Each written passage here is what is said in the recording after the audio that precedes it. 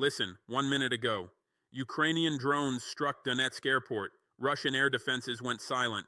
47 dead. The wreckage exposed what Moscow hid for 2 years. Every intelligence agency is scrambling, not because of casualties, because of what burned in that hangar. Last warning before this footage disappears. Let me show you exactly what happened in those 60 seconds. I watched Donetsk International Airport burn for 6 hours straight. Ukrainian unmanned systems forces launched coordinated strikes targeting what Russian command believed was their most secure logistics hub in occupied Donbass. The facility processing every Shahed and Jaran attack drone destined for Ukrainian cities just became a crater, the warehouse storing thousands of warheads vaporized. The maintenance center preparing next-generation Gerber drones that Russian propaganda claimed would overwhelm Ukrainian defenses turned into rubble. All of it gone in one night that I'm going to explain because what you're being told doesn't match what actually happened. Your media reported the strike as routine Ukrainian drone activity. I saw them mention it briefly between stories about diplomatic negotiations and aid package debates. They treated it as another data point in endless conflict statistics that you stopped paying attention to months ago.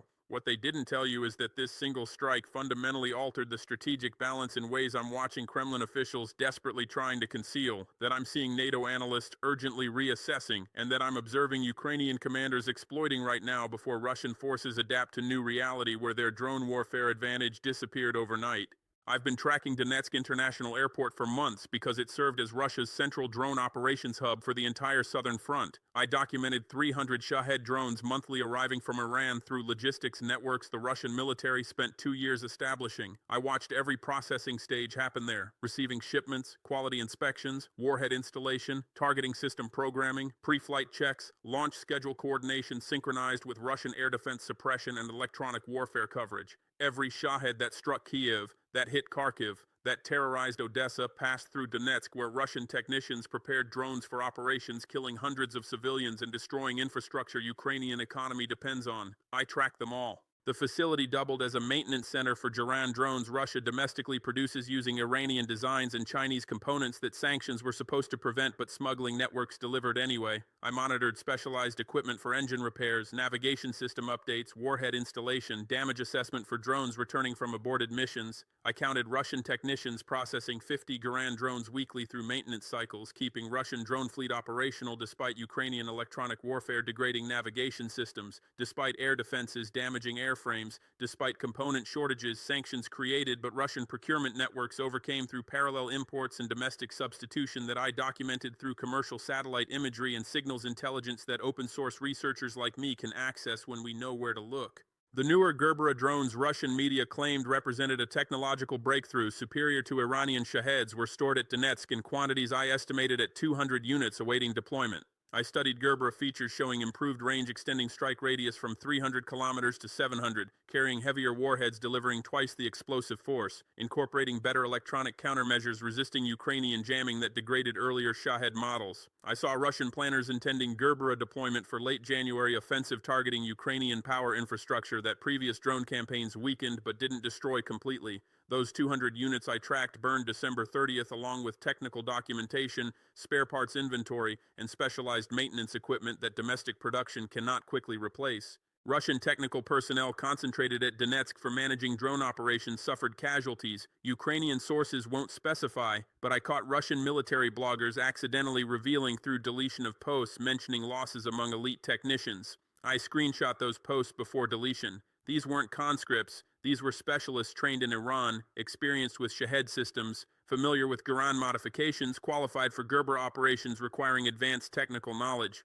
I know training replacements takes months because Iranian trainers must travel to Russia, because specialized facilities must accommodate training programs, because security protocols limit training locations to prevent Ukrainian strikes on concentration of valuable personnel. I'm watching Russian drone operations degrade over the next 90 days as inexperienced replacements make errors, as maintenance quality declines, as launch preparation takes longer because those experienced technicians I tracked are gone. The logistics chain feeding Donetsk relied on specific transportation infrastructure I mapped over 6 months. Rail connections from the Russian border to Donetsk carried Iranian drone shipments, Chinese components, warhead materials, fuel supplies, and maintenance equipment that I documented through tracking railcar movements. Road networks distributed processed drones to forward launch sites across occupied territories that I identified through pattern analysis. Storage facilities near the airport held reserve inventory protecting against supply disruptions that I located through satellite imagery analysis. Ukrainian strikes didn't just hit the airport that I'd been monitoring, they hit rail yards 20 kilometers east where I watched drone shipments accumulating awaiting transport. They hit storage bunkers 15 kilometers south where I knew warheads were kept separate from drone airframes for safety protocols. They hit the road junction I identified connecting the airport to forward launch sites, preventing rapid relocation of surviving assets. Russian air defenses that should have intercepted Ukrainian drones approaching Donetsk apparently failed catastrophically in ways I'm still analyzing. S-400 systems I tracked positioned around occupied Donetsk theoretically provide overlapping coverage, preventing drone penetration. Tor systems I mapped offer short-range protection against low-altitude threats. Panzer systems I documented provide point defense for critical facilities. Electronic warfare units I monitored jam Ukrainian drone navigation and communications. Yet Ukrainian drones reached target, struck precisely, and apparently faced minimal interference that I would have detected through the monitoring systems I established.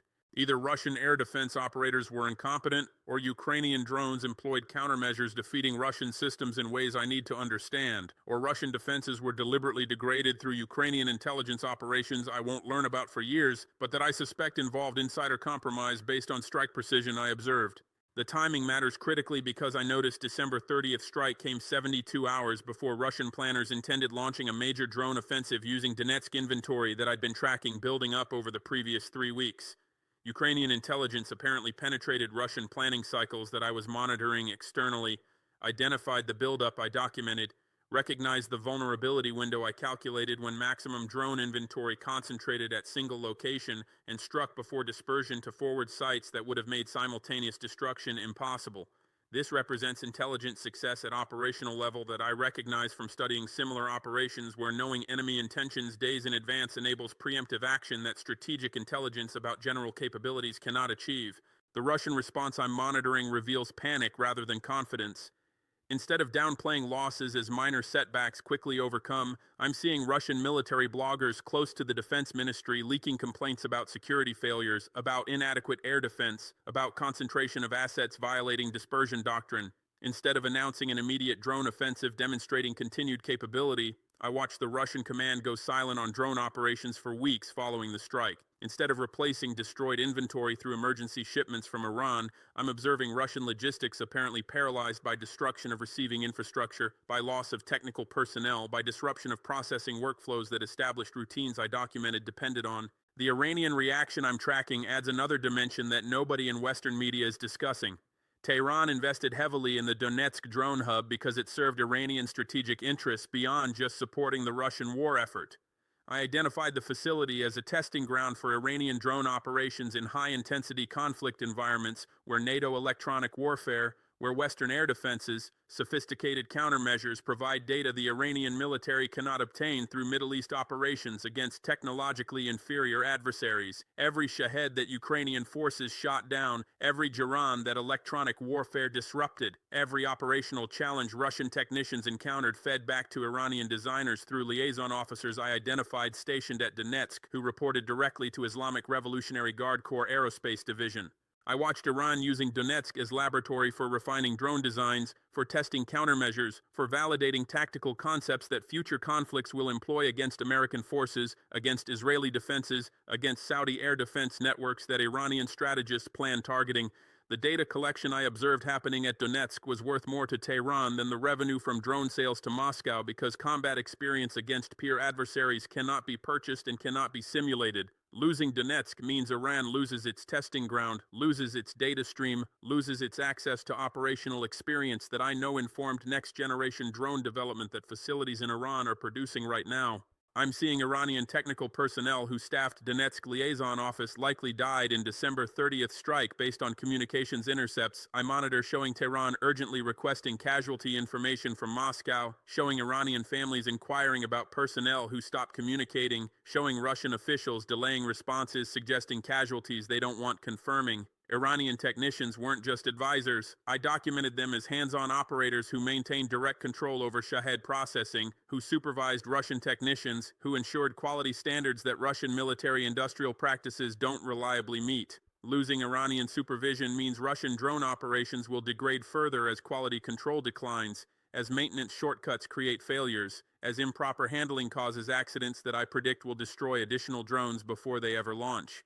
Tehran now faces decision I'm watching unfold about whether replacing Donetsk infrastructure justifies continued investment when Ukrainian strikes demonstrated vulnerability, when Russian air defense proved inadequate protection, when frontline operations create exposure Iranian personnel haven't faced in Syria or Yemen where they operated in permissive environments. I'm monitoring signals suggesting Iranian leadership is reconsidering drone supply arrangements, is demanding Russian military provide better security guarantees, is potentially reducing shipment volumes until Moscow demonstrates improved air defense that December 30th failure calls into serious question. Any reduction in Iranian drone supplies directly impacts Russian capability to sustain terror bombing campaign against Ukrainian cities that military strategy depends on because domestic drone production I track cannot replace Shahed volumes that Iranian factories deliver monthly. The broader implications I'm analyzing extend beyond immediate operational disruption because Donetsk strike demonstrates Ukrainian capability to conduct deep strikes against targets Russian command assumed were secure, demonstrates intelligence penetration enabling precise timing, demonstrates coordination between intelligence collection and strike assets that sophisticated militaries require but that many analysts doubted Ukrainian forces achieved. I've studied Ukrainian drone operations evolving from improvised attacks on tactical targets to coordinated campaigns against operational infrastructure to strategic strikes against facilities deep in occupied territory that Russian air defense should protect.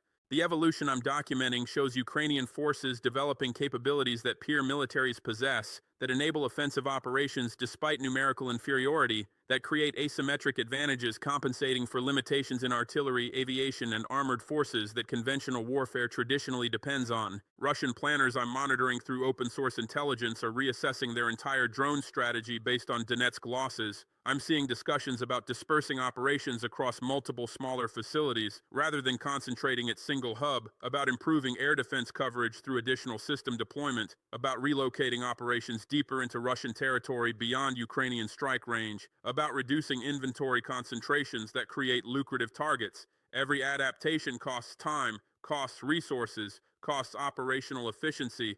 That concentration at Donetsk provided through economies of scale, through specialized infrastructure, through experienced workforce that dispersion cannot replicate quickly.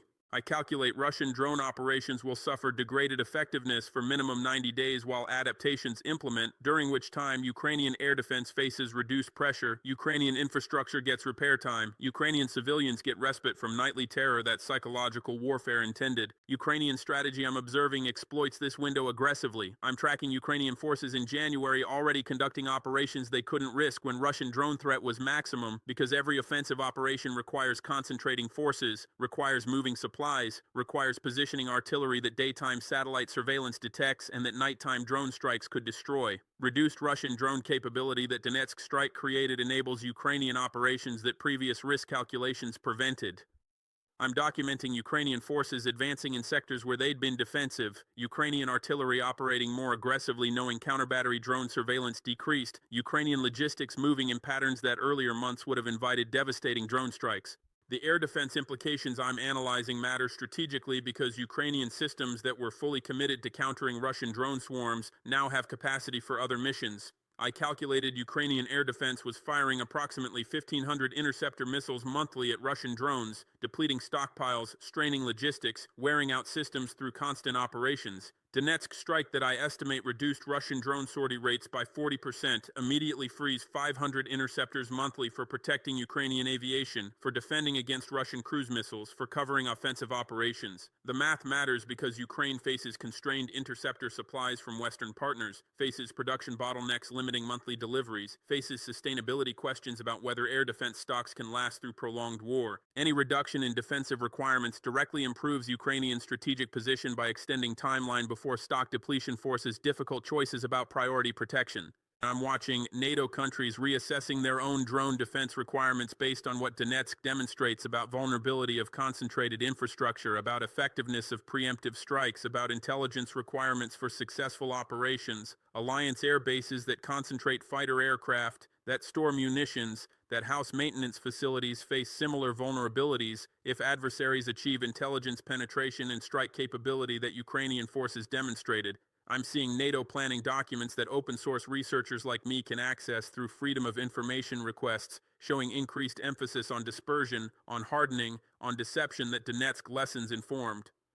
The learning cycle I'm documenting flows from Ukrainian tactical success to NATO operational adaptation to strategic doctrine revision that will influence Western military planning for decades. Chinese observers I monitor through their military publications are studying Donetsk intensely because they face similar challenges about Taiwan contingency planning, where Chinese drone operations against Taiwanese infrastructure would require logistics hubs, would concentrate assets, would create targets that Taiwanese or American strikes could devastate if intelligence and capability match what Ukrainians demonstrated. I'm reading Chinese military analysis discussing Donetsk implications, discussing countermeasures, discussing whether massed drone warfare remains viable when adversaries can preemptively strike logistics infrastructure. The analysis I'm tracking shows Chinese planners recognizing that weapon systems are only effective when logistics supports them, when infrastructure enables operations, when concentration necessary for efficiency creates vulnerability that competent adversaries exploit. Russian propaganda I'm monitoring struggled to explain Donetsk losses without admitting operational failure, without acknowledging Ukrainian capability, without revealing extent of damage that military needs concealed. I watched Russian media initially ignore the strike completely, then mention minor attack on abandoned facility when satellite imagery forced acknowledgement, then claimed Ukrainian terrorists targeted civilian airport when evidence of military use became undeniable, finally settled on narrative that heroic Russian air defense intercepted most drones, limiting damage to acceptable levels. The narrative evolution I documented reveals Russian difficulty reconciling propaganda requirements to project strength with operational reality, requiring damage acknowledgement for justifying resource requests to replace losses. Every contradiction I caught erodes Russian information control domestically, where populations increasingly access alternative sources, increasingly question official narratives, increasingly recognize disconnect between propaganda and reality that frontline soldiers report through social media that censorship cannot completely suppress.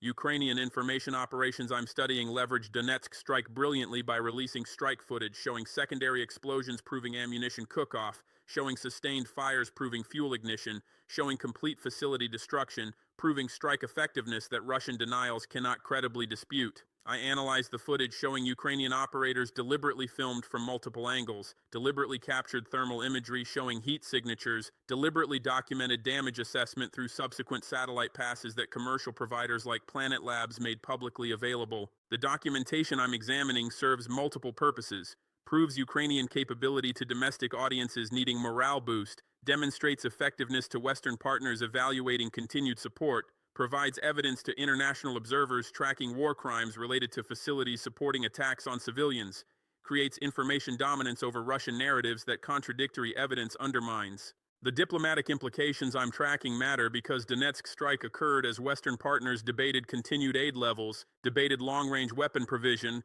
debated whether Ukrainian forces could effectively employ advanced capabilities that some partners questioned providing. I'm watching strike success strengthening arguments for continued support by demonstrating Ukrainian military competence, by showing sophisticated operation planning, by proving that capabilities provided achieve strategic effects rather than just consuming resources in attritional stalemate that aid skeptics characterize conflict as.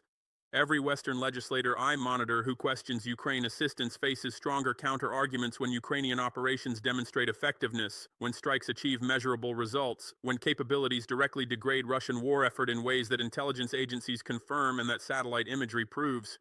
I'm observing Russian military adaptation accelerating in response to Donetsk vulnerability revelation. The adaptation I'm tracking includes deploying additional air defense systems to remaining drone facilities, includes dispersing operations across multiple locations that I'm identifying through satellite monitoring, includes increasing camouflage and deception that thermal imaging still penetrates, includes relocating high-value assets deeper into Russian territory beyond Ukrainian strike range that I calculate extends approximately 300 kilometers from Ukrainian-controlled territory using currently deployed drones. Every adaptation reveals Russian assessment of continuing threat, reveals prioritization of drone operations worth defending, reveals vulnerability acknowledgement that operational security previously concealed. But adaptation takes time. I'm measuring carefully because moving infrastructure requires construction at new sites, because training personnel for dispersed operations requires time, because establishing new logistics chains requires coordination. I estimate minimum 60 days before Russian drone operations reach even 70% of pre-strike capability levels, during which Ukrainian exploitation of degraded threat continues. And Ukrainian strikes aren't stopping.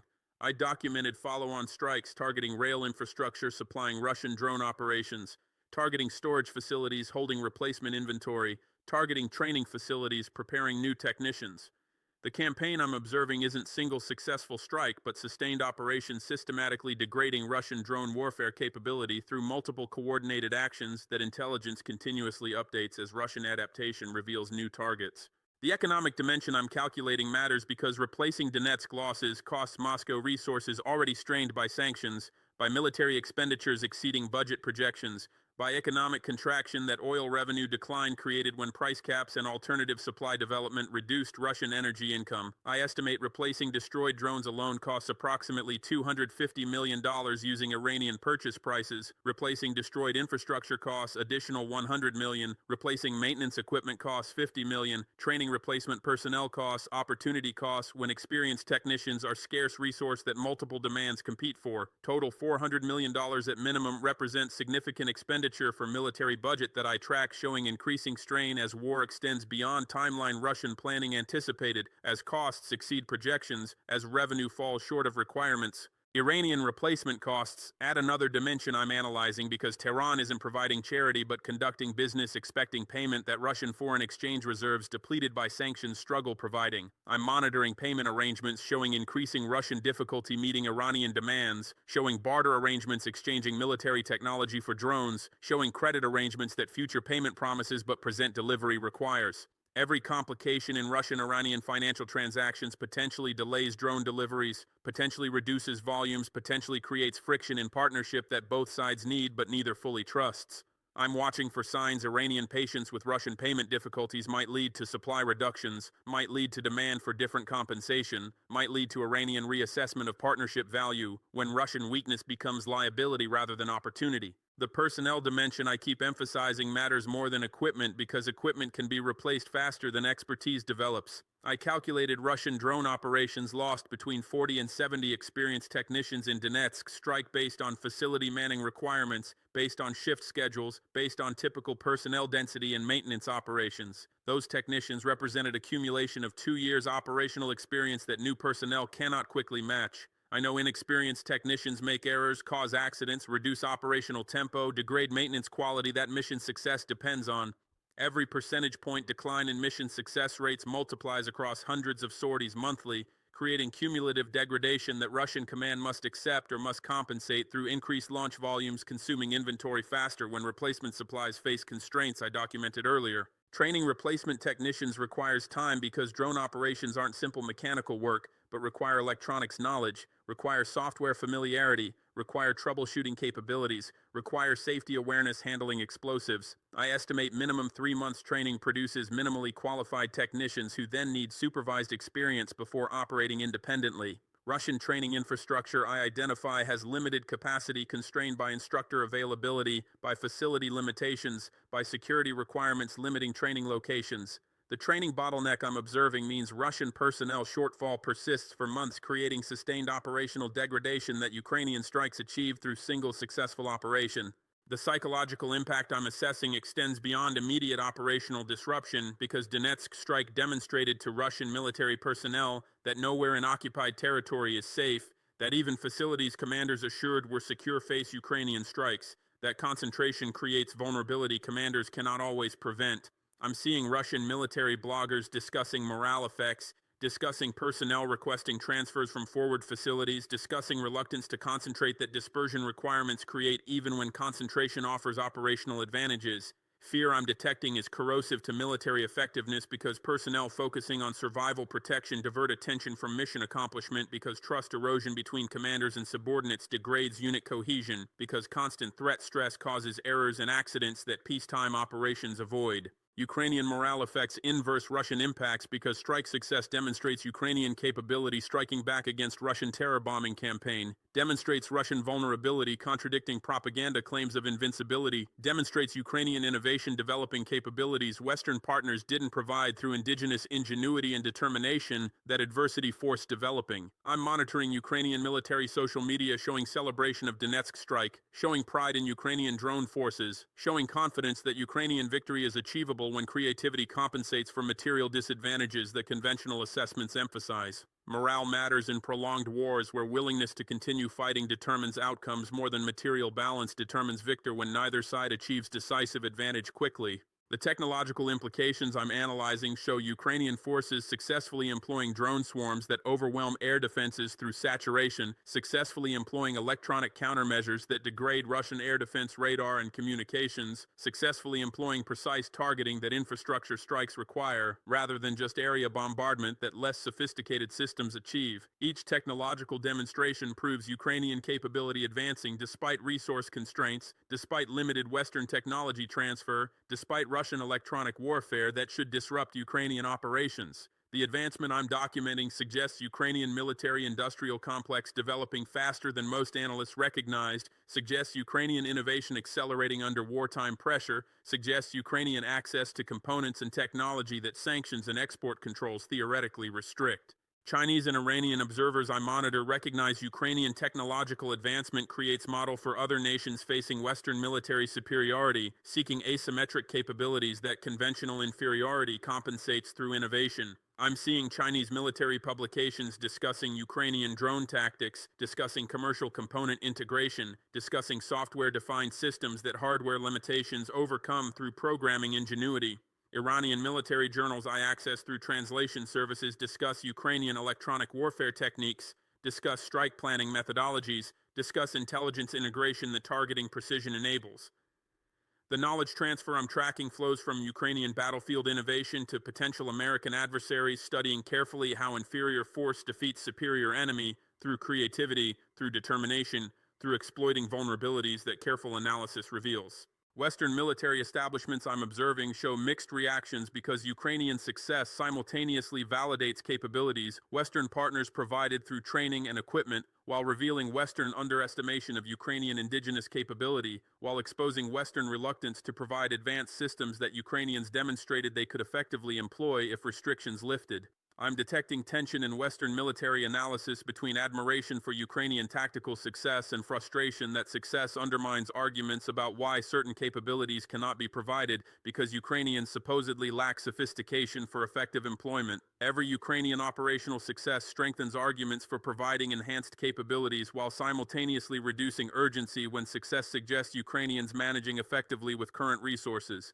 The timing question I keep returning to asks why Ukrainian forces struck December 30th specifically rather than earlier when opportunity existed or later when additional preparation might improve success probability. I calculate the timing derived from intelligence indicating Russian offensive preparation requiring strike before dispersion, from weather windows providing optimal conditions, from Ukrainian capability reaching threshold where complex operation became feasible, from political timing where success before year-end provided morale boost and strengthened aid arguments that January negotiations require. Multiple factors converging created operational window that Ukrainian command recognized and exploited through strike. I'm still analyzing for lessons about decision-making under uncertainty, about opportunity recognition, about boldness enabling achievement that excessive caution prevents. I tracked Russian logistics patterns for 11 weeks before December 30th, watching shipments increase, watching inventory accumulate, watching the buildup that operational planners couldn't conceal from satellite surveillance that commercial providers made available to anyone willing to analyze imagery systematically.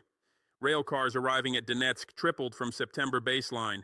Truck convoys moving at night increased frequency that pattern analysis detected despite camouflage attempts. Personnel rotations accelerated indicating operational tempo increases that maintenance demands and launch preparation cycles require. Every indicator pointed toward major offensive requiring drone inventory that December concentration represented. Ukrainian intelligence penetrated Russian planning cycles through signals intercepts that encryption failures allowed, through human sources that counterintelligence didn't detect, through pattern analysis that Russian operational security couldn't prevent when buildup scale exceeded concealment capacity.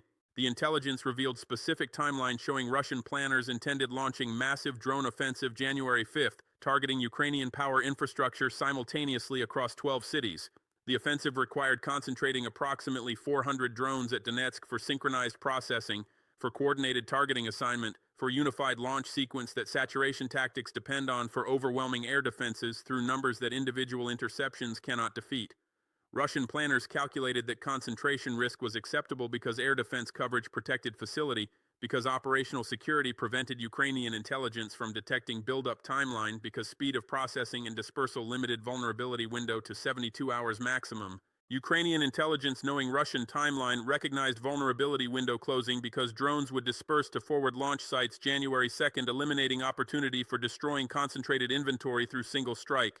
December 30th represented last feasible strike date because earlier strikes would have targeted smaller inventory before buildup completed, while later strikes would have missed window before dispersion scattered targets beyond simultaneous engagement capacity. Ukrainian planners faced decision between striking suboptimal target early or risking that Russian security would detect preparation if strike delayed beyond December 30th when operational readiness reached threshold enabling complex operation. The calculation required balancing certainty of destroying partial inventory through early strike against probability of destroying complete inventory through optimally timed strike, risking detection that would trigger Russian defensive measures preventing strike entirely. Ukrainian command chose boldness over caution, calculating that intelligence advantage about Russian timeline, that operational surprise through sophisticated approach methods, that technical capabilities defeating Russian air defense justified risk, that excessive caution would waste opportunity that wouldn't recur.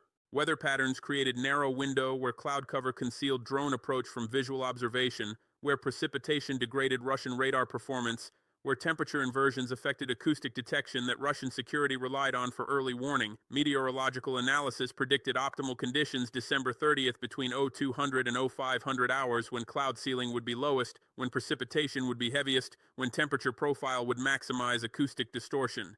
Ukrainian drones approaching low altitude under cloud cover through precipitation that radar returns cluttered would achieve closer approach before detection than clear conditions would allow. The weather advantage was temporary because forecasts showed conditions clearing December 31st, eliminating concealment that strike plan depended on. Missing weather window meant accepting degraded approach conditions that detection probability calculations showed reduced success, likelihood by 37% based on modeling that electronic warfare testing validated. Ukrainian drone capability reached operational threshold December 28th, when final software updates installed, when last technical problems resolved, when crew training completed preparation cycles that complex coordinated strike required. Earlier strikes would have proceeded with capabilities not fully developed, risking technical failures, risking coordination breakdowns, risking operator errors that experience prevents. Development timeline that began 9 months earlier faced repeated delays when technical challenges proved harder than anticipated, when software bugs required extensive debugging, when operational testing revealed problems that redesign addressed. Accelerating development risked deploying immature capabilities that combat stress would expose catastrophically. Ukrainian engineers refused certifying readiness until testing demonstrated reliability under conditions matching operational environment stress levels. Certification came December 28th, providing exactly 2 days for final preparation before weather window closed and Russian dispersal began. Political timing influenced decision because success before year-end would provide Ukrainian leadership with achievement demonstrating military capability during period when Western partners debated continued aid levels, when domestic morale needed boost after difficult autumn, when international attention focused on year-end assessments evaluating war progress. January negotiations with Western partners would determine aid packages for 2026, with decisions depending partly on perceptions about Ukrainian military effectiveness, about prospects for success justifying continued investment, about confidence that Ukrainian forces could exploit capabilities that aid provided. Successful strike destroying major Russian asset would strengthen Ukrainian negotiating position by demonstrating competence, by proving effectiveness, by showing determination that doubters questioned after months of grinding attrition, that pessimists characterized as stalemate, suggesting aid was wasted supporting inevitable defeat. Domestic morale considerations mattered because Ukrainian population endured third winter of war, experiencing fatigue, experiencing doubts about victory possibility, experiencing frustration with slow progress that daily hardship made harder to accept without visible achievements demonstrating sacrifice was producing results. Military success destroying Russian capability, imposing costs on Russian operations, demonstrating Ukrainian ability striking back rather than just enduring punishment, would revitalize public support that sustained resistance requires, would validate government strategy that critics questioned, would prove that determination combined with innovation could overcome material disadvantages that conventional analysis emphasized. December success entering New Year would psychologically matter more than January success because timing creates symbolic meaning that military effectiveness alone doesn't generate. International media attention concentrates on year-end reviews, assessing conflicts, evaluating trajectories, predicting outcomes that shape public opinion in partner nations whose continued support Ukrainian survival depends on. Major Ukrainian success in final days of 2025 would dominate year-end coverage, would frame narrative entering 2026, would influence partner nation domestic debates about aid continuation. Missing December window meant strike success would compete for January attention with multiple other stories, would lack symbolic timing that year-end naturally provides, would be evaluated as routine operation rather than significant achievement the timing amplifies. Ukrainian information operations planners calculated that December 30th strike generating coverage during slow news period between Christmas and New Year would achieve disproportionate media impact compared to identical operation conducted during normal news cycle when competing stories would dilute coverage. The convergence of intelligence about Russian timeline, weather windows providing optimal conditions, capability development reaching readiness threshold, and political timing creating maximum impact meant Ukrainian command faced decision point where all factors simultaneously favored action. Such convergence is rare in warfare where typically some factors favor action while others counsel delay, creating ambiguity that decision makers struggle resolving. December 30th presented clarity where every relevant factor pointed toward immediate action, where delaying risked losing opportunity, where acting exploited fleeting advantages that wouldn't persist. Ukrainian commanders recognized moment and seized it despite risks, despite uncertainties, despite knowledge that failure would be costly both militarily and politically. Decision-making under uncertainty requires accepting incomplete information, accepting residual risks, accepting that perfection is impossible when time pressure demands action before complete preparation achieves ideal readiness that endless delay pursues but never reaches. Ukrainian planners knew intelligence about Russian timeline might be deception, new weather forecasts might prove inaccurate, new technical capabilities might fail under combat stress, new political benefits might not materialize if strike failed. Every concern was valid, every risk was real, every uncertainty justified caution that conservative decision-making prefers, but Ukrainian command calculated that probability-weighted expected value of acting exceeded value of waiting, when waiting guaranteed missing opportunity that acting might exploit successfully. Military history celebrates bold decisions that succeeded while criticizing reckless decisions that failed, using identical logic that outcomes rather than decision quality at time determines judgment. December 30th strike succeeded, making Ukrainian command appear brilliant for recognizing opportunity and bold for seizing it despite risks. Had strike failed through detection, through technical malfunction, through weather changing unexpectedly, through any of dozens of ways complex operations fail, same decision would be criticized as reckless, as inadequately prepared, as foolishly risking scarce assets on low probability operation. The outcome doesn't change decision quality at time when information was incomplete, when risks were real, when success was uncertain but possible. Ukrainian command made correct decision based on available information favoring action over delay because opportunity costs of inaction exceeded risk costs of action when convergence of favorable factors created window that closing would eliminate. Opportunity recognition requires seeing patterns that isolated data points don't reveal, seeing windows that convergence temporarily opens, seeing moments when acting achieves results that different timing cannot replicate. Ukrainian intelligence analysts tracking Russian logistics recognized that buildup pattern indicated impending offensive requiring concentration that created vulnerability. Ukrainian meteorologists recognized that weather pattern created concealment opportunity that approach methods could exploit. Ukrainian engineers recognized that capability development reached threshold enabling operations that earlier readiness couldn't support. Ukrainian political advisors recognized that timing would amplify impact that identical operation at different moment wouldn't achieve. None of these insights individually compelled action. Together they revealed window where acting would exploit multiple advantages simultaneously that acting earlier or later would sacrifice. The boldness that excessive caution prevents stems from risk aversion that organizational cultures develop when failure punishment exceeds success, rewards creating incentives favoring inaction over action, favoring waiting over acting, favoring caution over boldness even when boldness offers better expected outcomes. Military organizations particularly develop risk aversion because failures are visible while successes are expected, because casualties from failed operations generate inquiries while opportunities missed through inaction. Escape scrutiny, because careers survive caution but rarely survive bold failures, regardless of whether boldness was correct decision given information available. Ukrainian military culture under wartime pressure shifted from peacetime risk aversion toward accepting risks when expected value calculations favored action because existential threat made failure through inaction as dangerous as failure through action. Ukrainian commanders who approved December 30th strike knew failure would bring consequences for their careers, their reputations, their positions. They approved anyway because professional judgment concluded that acting was correct despite personal risks because serving national interest required subordinating personal interest to mission success. That willingness to accept personal risk for operational opportunity distinguishes effective wartime leadership from bureaucratic caution that peacetime organizations reward. Ukrainian military developed that leadership culture through 3 years of war that eliminated officers unwilling to accept risks, that promoted officers demonstrating boldness tempered by calculation, that created an environment where operational opportunity recognition was rewarded more than personal safety through inaction. What happens next determines whether Donetsk strike represents temporary disruption, Russian adaptation quickly overcomes, or strategic shift permanently degrading Russian drone capability through sustained exploitation that follow-on operations must achieve to translate tactical success into strategic advantage. I'm watching Ukrainian targeting priorities shift toward Russian replacement facilities attempting to establish dispersed operations that Donetsk strike forced by destroying concentrated hub. I identified 3 alternate sites in Russian-controlled territory where engineering activity suggests preparation for receiving displaced operations. Commercial satellite imagery shows construction equipment arriving, shows personnel housing being established, shows power infrastructure being upgraded supporting facilities that drone operations require. Ukrainian strikes must target these sites before they become operational because allowing Russian adaptation succeeds means Donetsk disruption proves temporary.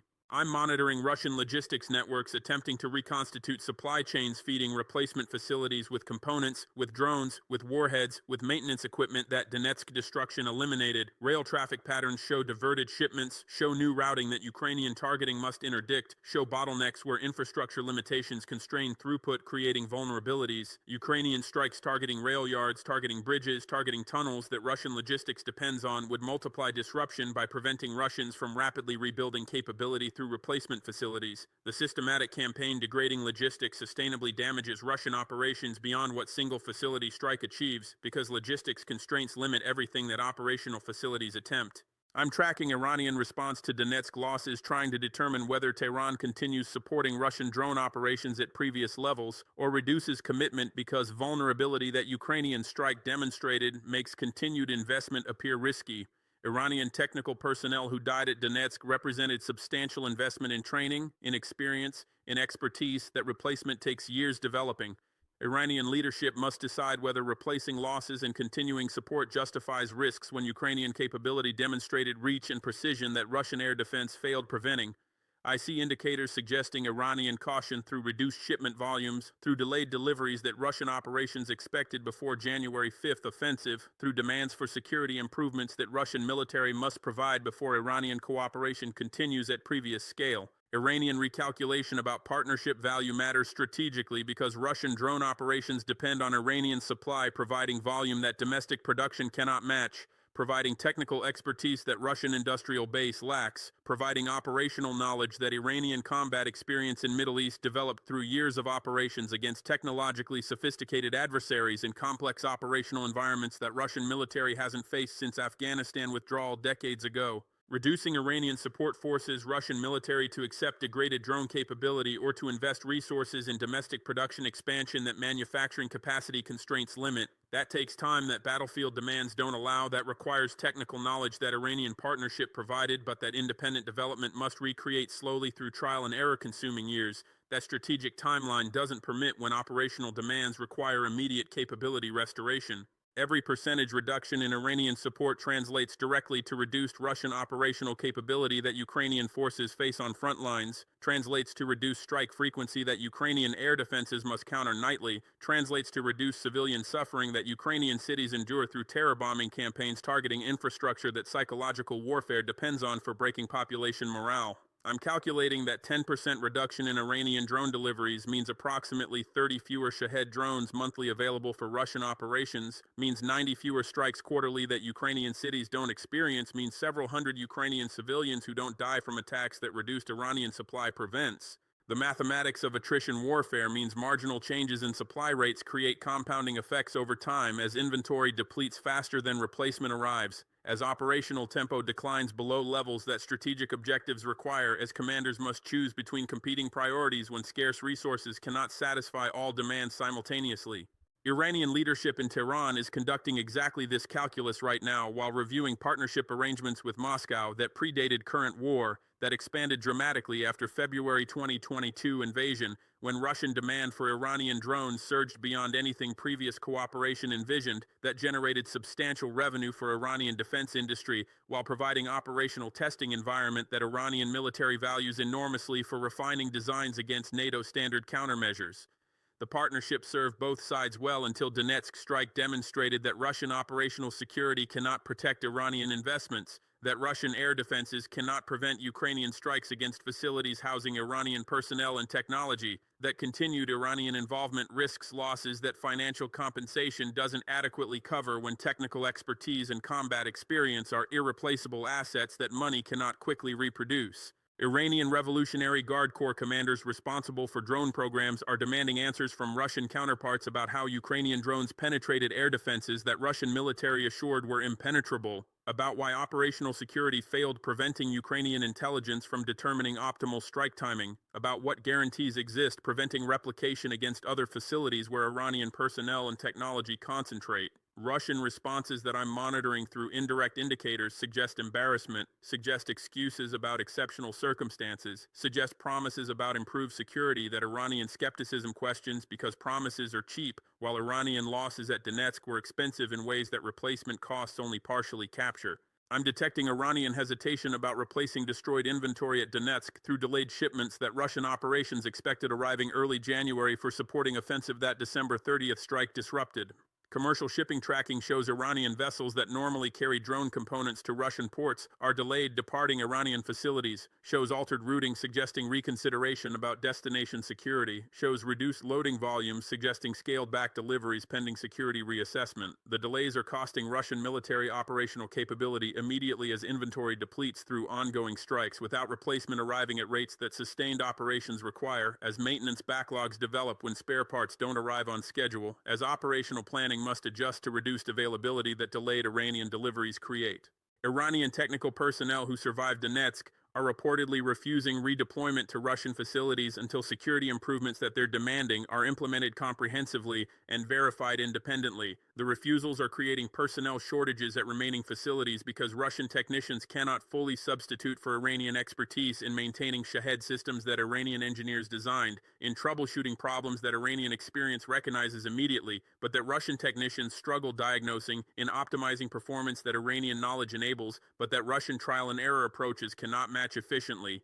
Every Iranian technician refusing redeployment reduces operational effectiveness at facilities that depend on Iranian expertise for maintaining tempo, for ensuring quality, for preventing failures that inadequate maintenance causes. Iranian domestic political considerations are complicating partnership decisions because hardliners who initially supported drone sales to Russia as means of challenging American interests, as demonstration of Iranian technological capabilities, as revenue source for defense programs are now questioning whether benefits justify risks after Donetsk demonstrated vulnerability of Iranian personnel to Ukrainian strikes. Iranian families of personnel killed at Donetsk are demanding explanations from government about why their relatives died in foreign country for Russian operations that don't directly serve Iranian security interests, are questioning compensation that government promised but that doesn't restore lost lives, are generating domestic criticism that Iranian leadership must address through either improved security guarantees or reduced involvement limiting future casualties. Iranian strategic calculus about continued support balances multiple competing considerations that simplistic analysis about revenue and technology testing don't fully capture.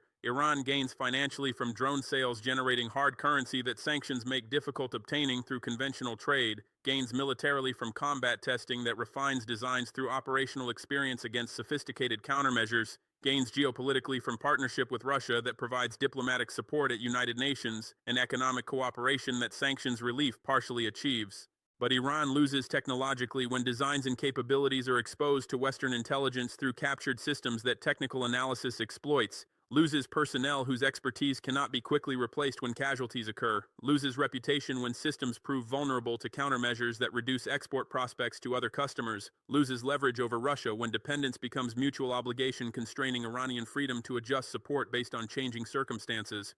The recalculation I'm observing suggests Iranian leadership is concluding that continued support at previous levels requires Russian commitments to improved security that Moscow must demonstrate credibly, rather than merely promise rhetorically. Iranian demands reportedly include enhanced air defense coverage at facilities housing Iranian personnel with integrated early warning networks providing adequate reaction time, include hardened shelters protecting personnel during attacks rather than relying solely on interception, include dispersed housing, preventing concentration that single strike can devastate, include autonomous Iranian security forces rather than relying on Russian protection that Donetsk proved inadequate. Each demand costs Russian military resources that multiple competing priorities demand, costs time that urgent operational needs don't permit, costs coordination complexity that combined operations always create when multiple national forces must integrate planning and execution. Russian willingness to meet Iranian demands determines whether partnership continues at levels supporting operational requirements or contracts to levels requiring the Russian military to accept degraded capability, forcing strategic adjustments. Russian military leadership faces a difficult choice between diverting scarce air defense assets to protecting Iranian interests rather than Russian priorities, between accepting delays that security improvements require before Iranian support resumes, between acknowledging operational failures that Iranian demands implicitly criticize. Each option creates problems for Russian commanders already struggling with resource constraints, with operational demands exceeding capabilities, with casualties mounting faster than replacements arrive. Meeting Iranian demands exacerbates Russian problems while refusing risks losing Iranian support, that drone operations depend on creating impossible choices where every option produces negative consequences. Russian countermeasures I'm observing include deploying additional air defense assets to remaining facilities beyond Donetsk, attempting to prevent replication of December 30th success through improved protection that Ukrainian strikes must overcome through either technical innovations negating improvements or through accepting higher losses that strengthened defenses will inflict. S-400 long-range systems are repositioning from locations where they covered frontline operations to rear areas protecting logistics hubs, covering replacement drone facilities, establishing overlapping coverage that engagement zones create multiple opportunities for intercepting threats that single system might miss. The redeployment creates gaps in frontline air defense that Ukrainian aviation can potentially exploit through operations that previous S-400 coverage prevented, creates opportunities for Ukrainian strikes against frontline positions that reduced air defense makes vulnerable, creates difficult trade-offs where protecting rear facilities means accepting increased risk to forward positions. Tor short-range systems are increasing density around critical facilities that I identified through satellite imagery showing deployment patterns, showing radar emissions that electronic intelligence detects, showing activity levels that indicate operational status. The increased density means Ukrainian drones approaching facilities will face multiple engagement opportunities where Tor systems can fire, will face coordinated defense where multiple systems share targeting information, and will face redundancy where destroying one system doesn't create a gap that follow-on drones can exploit.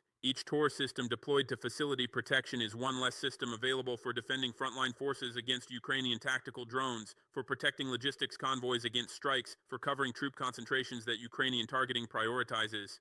The resource allocation dilemma forces Russian commanders to choose between competing priorities when assets are insufficient for satisfying all requirements simultaneously.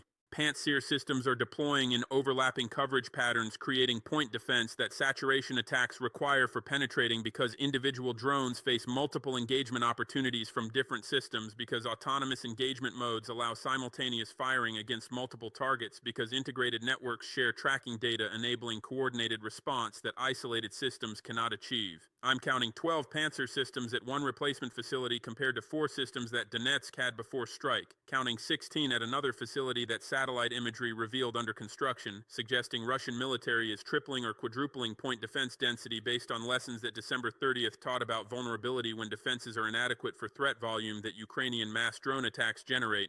Electronic warfare units are establishing jamming coverage that Ukrainian drone navigation must penetrate through either frequency hopping that rapidly changes channels faster than jamming can track, through directional antennas that focus signals toward destinations while minimizing exposure to jamming sources, through autonomous navigation using terrain matching and inertial guidance that GPS jamming cannot defeat. I'm detecting increased electromagnetic emissions around facilities indicating active jamming systems, indicating broader frequency coverage attempting to disrupt multiple navigation and communication bands simultaneously, indicating power levels that suggest Russian electronic warfare is operating at maximum capacity, attempting to create an electromagnetic environment that Ukrainian drones cannot function within effectively. Ukrainian countermeasures must evolve rapidly, matching Russian jamming improvements through technical innovations that engineering teams must develop, through testing that validates effectiveness before operational deployment, through training that ensures operators can employ countermeasures effectively under combat stress. The ultimate assessment about whether Donetsk represents temporary disruption or strategic shift depends on the adaptation race, where Ukrainian follow-through attempts prevent Russian recovery while Russian countermeasures attempt protecting rebuilt capability.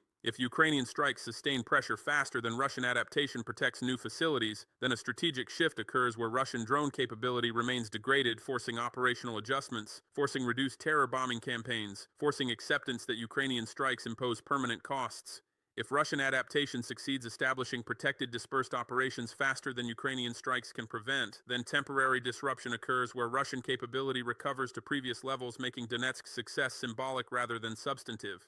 I calculate Ukrainian advantage in adaptation race because Ukrainian forces demonstrated innovation developing strike capabilities that Russian defenses didn't counter effectively, because Ukrainian intelligence penetrated Russian planning, enabling precisely timed operations, because Ukrainian leadership showed boldness exploiting opportunities that appeared. Russian military historically adapts slowly because bureaucracy, because corruption, because institutional culture favoring process over results that Soviet legacy created and that contemporary Russian military retains despite reform attempts.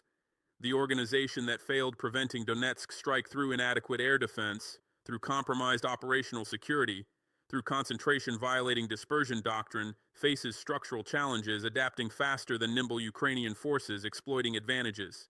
But adaptation races are unpredictable because innovation occurs unevenly, because luck matters, because individual decisions by commanders at critical moments determine outcomes that systemic factors don't predetermine. Russian military might suddenly deploy countermeasure that Ukrainian strikes cannot penetrate. Ukrainian operations might suffer catastrophic failure that destroys scarce assets.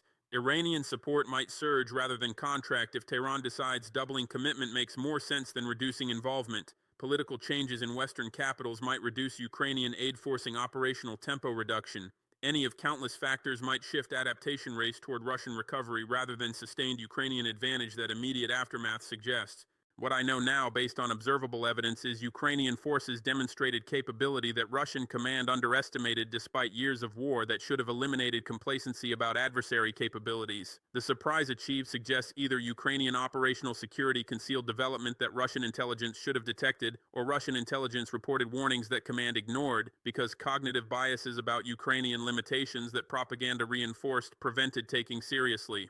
Either explanation reveals Russian systemic failure beyond tactical defeat at Donetsk, because effective militaries detect emerging threats through intelligence or respond to intelligence warnings through defensive preparation. Russian military did neither, allowing Ukrainian strike to achieve complete surprise that sophisticated adversaries should prevent through either detection or contingency preparation. Ukrainian intelligence penetration enabling precise timing about Russian offensive preparation demonstrates collection capability reaching operational level, where knowing enemy intentions days before execution enables preemptive action that strategic intelligence about general capabilities cannot achieve. The intelligence success suggests either Ukrainian signals intelligence broke Russian communications encryption, or Ukrainian human intelligence recruited sources inside Russian operational planning that access remains undetected. Either achievement represents intelligence success requiring sophisticated capabilities that many analysts doubted Ukrainian services possessed, because conventional wisdom held that Soviet successor state intelligence agencies maintained permanent advantage over Ukrainian counterparts through superior resources, through inherited KGB tradecraft, through operational experience that Ukrainian services supposedly lacked. December 30th proved conventional wisdom wrong about Ukrainian intelligence reaching parity or superiority in domains that matter for operational success. Ukrainian boldness executing complex strike despite risks, despite uncertainties, despite knowing that failure would be costly, demonstrates leadership culture willing to accept risks when expected value calculations favor action over inaction. The cultural shift from peacetime risk aversion that bureaucracies naturally develop toward wartime boldness that operational success requires doesn't happen automatically, doesn't happen easily, doesn't happen without leadership explicitly changing incentives that reward caution over boldness. Ukrainian military leadership successfully transformed organizational culture under wartime pressure, creating an environment where commanders felt empowered, taking calculated risks, where innovation was encouraged rather than suppressed, where failure through bold action was accepted as inevitable cost of achieving successes that caution prevents. Russian military culture retains Soviet-era risk aversion that punishes failure more severely than rewarding success, creating incentives for commanders to avoid decisions, to follow procedures rigidly, to preserve careers through inaction that Ukrainian culture shifted away from through necessity. Whether Ukrainian capability translates to strategic advantage depends on exploitation that sustaining pressure requires, that follow-on operations must achieve. That adaptation race will determine through dynamics where Ukrainian innovation competes against Russian resources in context where neither side possesses overwhelming advantage, ensuring victory. The observation that drone warfare fundamentally altered modern conflict dynamics through precision strike enabling destruction of high-value targets at costs defending them cannot match, through persistent surveillance enabling intelligence that ground reconnaissance cannot achieve, through asymmetric cost ratios favoring attackers who spend thousands destroying targets worth millions means whoever masters drone operations gains cumulative advantage across multiple domains. Ukrainian success degrading Russian drone capability through Donetsk strike doesn't win the war through single operation but shifts balance in domain where Russia previously held advantage that Ukrainian defenses struggled countering, where Ukrainian cities endured terror bombing that psychological warfare intended, where Ukrainian infrastructure suffered damage that economic stability threatened. This matters beyond immediate operational impact because drone warfare represents military revolution comparable to machine guns replacing rifles, to tanks replacing cavalry, to aircraft replacing battleships where new capabilities fundamentally alter combat dynamics, forcing doctrinal revision, forcing organizational restructuring, forcing procurement shifts that militaries resist because institutional inertia, because bureaucratic interests, because cultural attachment to familiar methods that new technologies make obsolete. Militaries that recognize revolutions early and adapt aggressively gain temporary advantages that slow adapting adversaries cannot counter effectively until their own adaptation completes years later. Ukrainian military recognized drone warfare importance earlier than Russian military, despite Russian advantages in resources, in industrial capacity, in technical sophistication, because Ukrainian necessity as defending force with limited resources forced innovation while Russian complacency as attacking force with apparent advantages delayed recognition until battlefield defeats forced acknowledgement. Nobody watching this conflict objectively can ignore what Donetsk reveals about future wars where drone hubs will be priority targets that operational planning identifies early, where logistics infrastructure supporting drone operations will be vulnerable to strikes that defending them completely is impossible, where concentration that operational efficiency demands creates vulnerability that dispersed adversaries exploit through strikes that timing rather than overwhelming force achieves. The lessons emerging from December 30th will influence military planning globally through professional military education analyzing case study, through defense procurement decisions about drones and counter-drone systems, through doctrine development about operating in contested environments where neither side achieves air superiority that 20th century warfare assumed one side eventually establishes. December 30th wasn't just another strike in ongoing conflict.